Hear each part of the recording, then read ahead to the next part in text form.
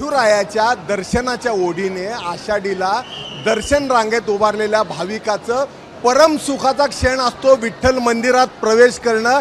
आता हे तासनतास उभारलेले भाविक आता इथं विठ्ठल दर्शन रांगेत आलेले आहेत, विठ्ठलाच्या 16 खांबीमध्ये आलेले आहेत आणि इथून ते विठ्ठलाच्या दर्शनाला समोरच्या चौखांबीमधून थेट देवाच्या गाभाऱ्यात जाणार आहेत। देवाचं विठुरायाचं सावळ्या विठुरायाचं दर्शन घेणार आहेत, त्याच्या पायावर डोकं ठेवून आपलं जे काय मागणं आहे ते मागणं त्याच्यापर्यंत पोहोचवणार आहेत, आपली वारी पोहोचवणार आहेत। आपल्यासोबत काही भाविक आहेत, आपण त्यांना विचारूयात। माऊली किती वाजता सगळं रात्री 4 वाजता। रात्री 4 वाजता लवकर आलाय मग? हा आनंद काय त्रास झाला का? काही नाही, पांडुरंगाची कृपा आहे। पांडुरंगाची कृपा।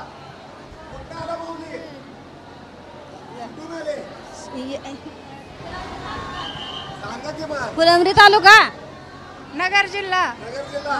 जालना जिल्हा, जालना जिल्हा, किती वाजता उभा वाशिम जिल्हा, वाशिम जिल्हा। रांगेत किती वाजता 3 उभा? वाजता, 3 वाजता, 3 वाजता। 3 वाजता हा हा लवकर आलाय त्या हा मग? हा लवकर आलो, माऊलीची कृपा। 3 वाजता, 3 वाजता। काही त्रास नाही ना? त्रास नाही, काही काय त्रास मागायचं नाही। देवाला, काय मागायचं? देवाला काही नाही, आनंदी आहे। हा?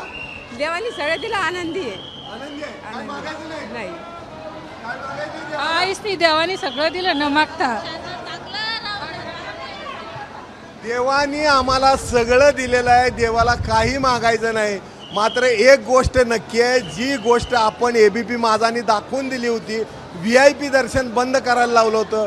पहाटे 3ला दर्शन रांगेत उभारलेले भाविक आता 1 वाजता विठ्ठलाच्या गाभाऱ्यात पोचायला लागलेले आहेत। म्हणजे आषाढ दशमीला एवढे लाख लोक असून सुद्धा दर्शनाला केवळ 10 ते 12 तास एवढाच वेळ लागत आहे आणि त्यामुळं भाविकांना आता विठ्ठलाच्या समोर गेल्यावर आपली तहान भूक सर्व विसरून जात आहेत। आपला जो काही क्षीण होता दर्शन रांगेत उभारलेला तोही विसरून जात आहे आणि थेट विठुरायाच्या दर्शनासाठी आता हे भाविक सर्व गाभाऱ्यापाशी पोचत आहेत। विठ्ठल मंदिरातून कॅमेरामन आयु कागदीसह सुनील दिवाण, एबीपी माझा।